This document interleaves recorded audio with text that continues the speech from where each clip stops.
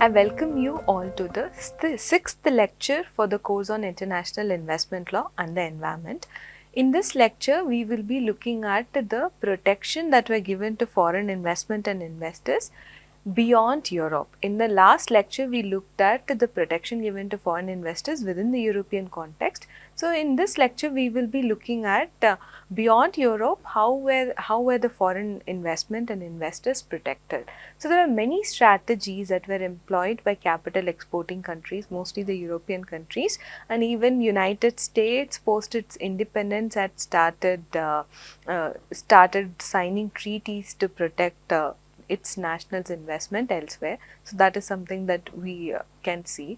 So many strategies were used by capital exporting countries in the context of non-European countries to protect their nationals' investment. One of them was signing treaties, that anyway the European countries signed treaties. Then it also signed capitulation treaties, it signed unequal treaties. Then it also engaged in a practice of gunboat diplomacy.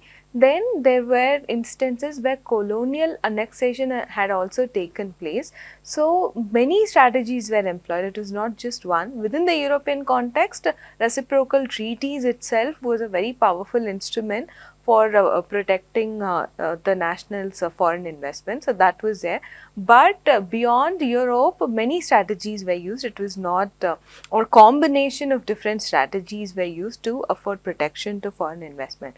As I discussed in the last lecture itself, with growing economies, the country started taking interest in foreign commerce, and therefore they were interested in how their nationals' investment were protected in other countries. So that interest had already developed, right? So sometimes the treaties were signed with other countries, wherein certain commercial privileges were granted.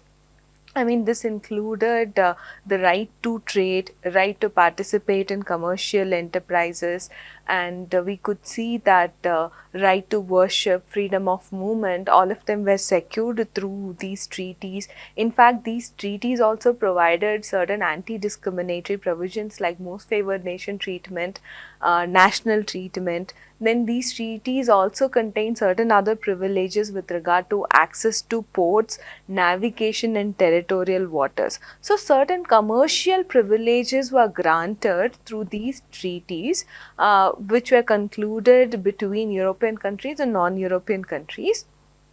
At the outset, it may look like a reciprocal treaty. Even if you look at the language of the treaty, it may look like a reciprocal treaty. But because the political power of the non-European country was relatively weaker compared to that of the European country, essentially the character of the seemingly reciprocal treaty was more of an enforced compliance rather than reciprocity. Right, so that is because of the imbalance in the political power between the treaty parties. So, what we see here is, so that was one of the strategy that the European countries had used to protect its nationals' investment in non-European countries.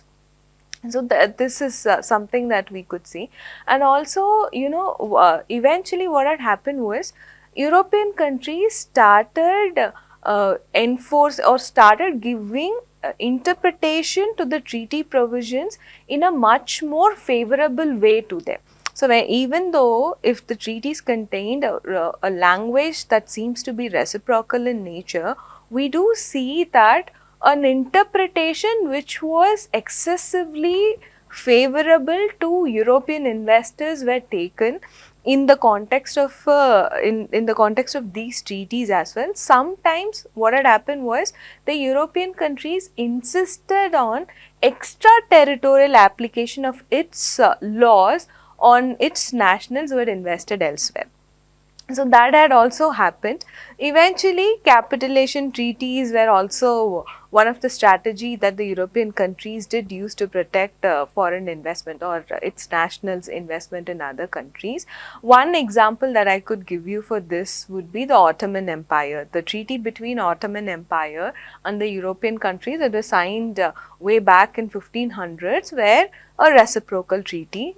Right, because there was reciprocal interest also. Ottoman Empire wanted allies in Christendom, and we also see that this one, the European countries wanted to halt Russian invasion as well.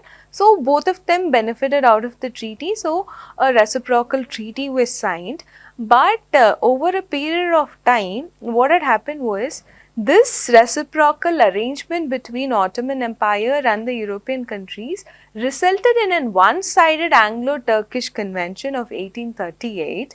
Post that Anglo-Turkish Convention, we do see that the European investors were given more favorable treatment. They were given more extensive concession. They were granted far more extensive concession in mining, railroad, port construction, access to ports, and so even in certain public utilities as well. So the greater, far-reaching concessions were granted to European investors. Sometimes we can see when there was a dispute between Sultan and a bondholder, the interpretation of these treaties were actually in favor of the bondholders, European bondholders itself, and Sultan was forced to accept the one-sided interpretation that was given by the European investors.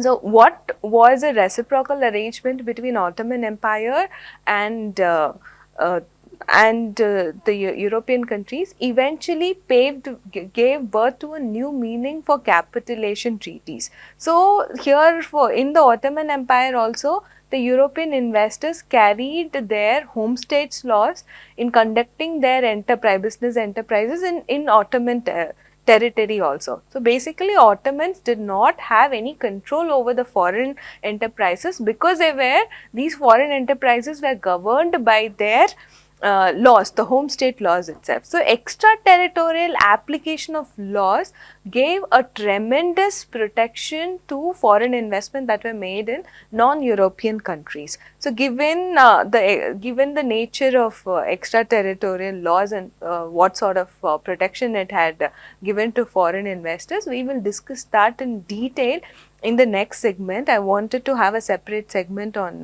the extraterritorial application of law because that formed a significant basis of protection for foreign investment in the context of non-European countries. So, we will discuss that in the next segment. Thank you.